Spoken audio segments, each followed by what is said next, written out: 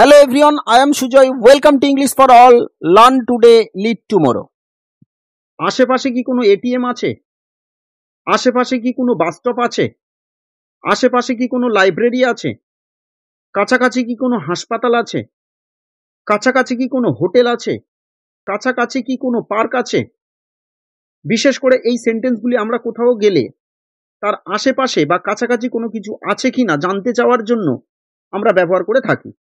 এই ভিডিওতে আজ আমরা শিখব আশেপাশে বা কাছাকাছি কোনো কিছু আছে কিনা তা জানতে চাওয়ার জন্য ইংরেজিতে কেমনভাবে বলবো। এমন ধরনের সেন্টেন্সগুলি গঠন করার জন্য সম্পূর্ণ সেন্টেন্স স্ট্রাকচারটি হবে, প্রথমে ইজ দেয়ার এনি বসবে, তারপরে নাউন বসবে, তারপরে নিয়ার বাই বসবে। চলুন উদাহরণের মাধ্যমে আমরা সেন্টেন্স স্ট্রাকচারটি ভালোভাবে বুঝে নিই।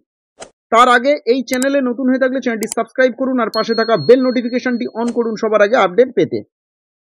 আশেপাশে কি কোনো এটিএম আছে? Is there any ATM nearby? আশেপাশে কি কোনো লাইব্রেরি আছে? Is there any library nearby? কাছাকাছি কি কোনো হাসপাতাল আছে? Is there any hospital nearby? কাছাকাছি কি কোনো হোটেল আছে? Is there any hotel nearby? Here are some more examples for spoken English. Please so watch the video till the end. আশেপাশে কি কোনো বাস স্টপ আছে? Is there any bus stop nearby? কাছাকাছি কি কোনো park আছে? Is there any park nearby? আশেপাশে কি কোনো ফার্মেসি আছে? Is there any pharmacy near by?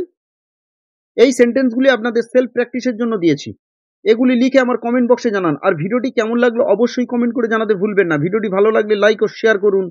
Thank you for watching this video.